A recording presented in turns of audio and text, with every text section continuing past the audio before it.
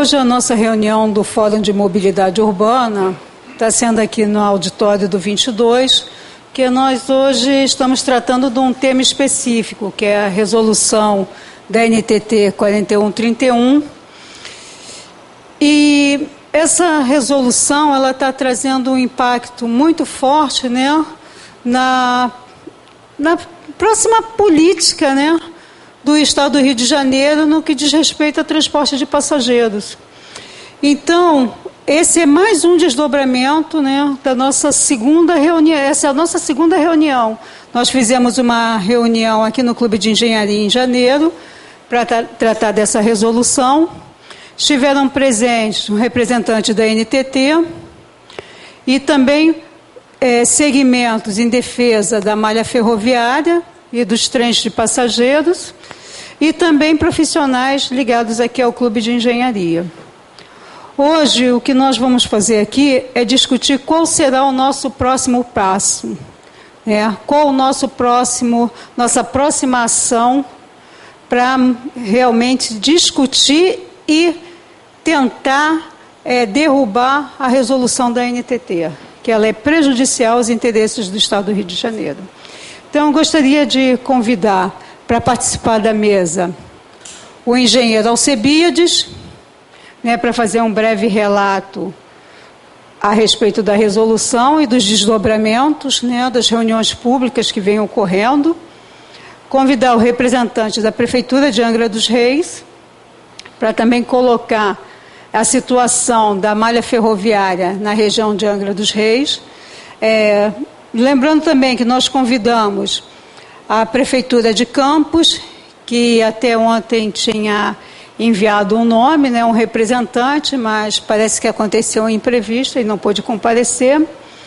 E o deputado Alessandro Molon, também aconteceu um imprevisto, não está podendo comparecer, mas ligou e informou que está à disposição para dar os encaminhamentos necessários para que a gente possa realmente discutir e reverter essa situação. Tá? Obrigado. Alcebiades, por favor.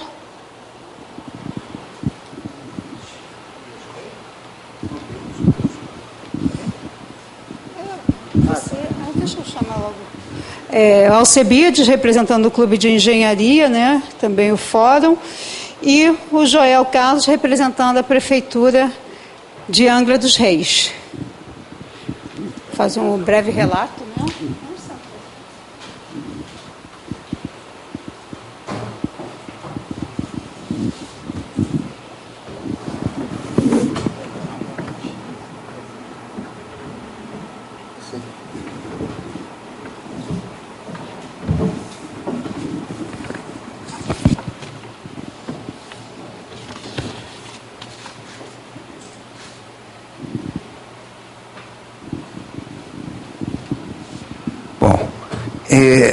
Acho que a maioria dos presentes aqui já tem conhecimento dessa resolução 4131, mas de qualquer forma, de repente eu vou falar o que vocês já sabem, O Ministério do Transporte, do Governo Federal, elaborou um programa de investimento em logística. Então tem um grande programa que está sendo implementado, e em função desse programa, a concessão da FCA, Ferrovia Centro-Atlântico, passou por uma deliberação aqui da Agência Nacional de Transporte Terrestre, através da resolução de número 4131 de 2003, onde a agência autoriza a concessionária a devolver trechos que eles chamam de economicamente inviável, e outros trechos. Então, a nossa grande preocupação ela monta da coisa anterior. É lógico que você faz esses processos de concessão diversas áreas do governo, né, como foi feita da ferrovia. A nossa avaliação é que foi uma concessão feita de uma maneira muito ruim, muito prejudicial, tanto para o Estado como para a população. Porque nós temos algumas pessoas, eu sou conselheiro do Clube de Engenharia, e tem conselheiro que acha que o desenvolvimento do país está na questão da logística, de carga, mas a gente não pode ter uma visão única, direcionada a crescimento, a logística. A gente tem que pensar também na questão da mobilidade, que é o fruto da nossa discussão aqui, que se traduziria no transporte de passageiros. Nessa concessão, no contrato de concessão, cria-se janelas onde você poderia passar trens de passageiro. Mas como em toda concessão, a partir do momento que você faz a concessão, a empresa ela se julga dona daquele empreendimento, daquele negócio, e cria os obstáculos que não permitem que você possa avançar na questão. Ela tem um direcionamento, um pensamento único. E pensando nisso, e como essa resolução ela estava passando por uma espécie de uma consulta pública, né, que não é bem uma consulta pública, eles chamam de reunião participativa, e até o final do ano estaria encerrada nos mesmos moldes das consultas públicas que o pessoal chama, como é que é o nome? Que faz parte, a audiência pública, né? Que faz parte de uma formalidade. Por exemplo, eu já participei de várias audiências públicas, onde a população, alguns abnegados, né, comparecem, colocam o posicionamento, que não é só dele, é o posicionamento da discussão da sua localidade, de moradia, né? E quem está na mesa se limita a dizer obrigado pela exposição, quer dizer, cumpriu uma exigência e tudo aquilo que foi colocado não tem efeito nenhum. Quer dizer, hoje nós, população, sofremos desse mal, nós não temos a quem reclamar. Quer dizer, o máximo que pode fazer é mandar uma carta para o Papa, reclamar para o Papa, porque não existem os mecanismos sérios, né, que você possa travar uma discussão, apresentar uma proposta, fazer o acompanhamento dessa proposta. Então, o passo inicial nós demos aqui no Clube de Engenharia, quer dizer, o passo inicial do fórum, porque tem várias entidades, associações que estão envolvidas com essa questão e que tem que travar uma batalha intensa nisso daí, tentando colocar as coisas no seu rumo devido, né? E nós tivemos aqui o pessoal da Associação de Preservação Ferroviária, que acompanha muito atentamente todas as questões ligadas à ferrovia. Na ocasião, foi sugerido criar um fórum, né, de ferrovias, né, para tratar dessa questão, que nós não demos prosseguimento nisso. Pode ser que a gente aqui venha discutir e tentar dar um encaminhamento nessa questão. Essa reunião foi fruto de uma reportagem no jornal do mês passado do clube, né, onde a gente tem aqui o relato do que aconteceu na reunião. A única coisa diferente que aconteceu depois que nós tivemos essa reunião aqui é porque aquelas reuniões participativas que iriam se encerrar em dezembro, elas tiveram uma ampliação. Nós participamos agora mais recentemente de mais uma aqui no Rio de Janeiro, no Hotel Novo Mundo.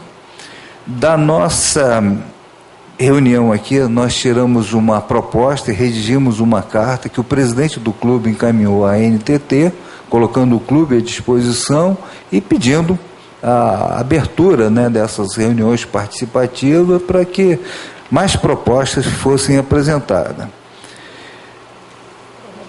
Nós tivemos aqui nessa apresentação uma série de pessoas ligadas a alguns movimentos que pedem algum tipo de restabelecimento de ferrovias que existiam antigamente,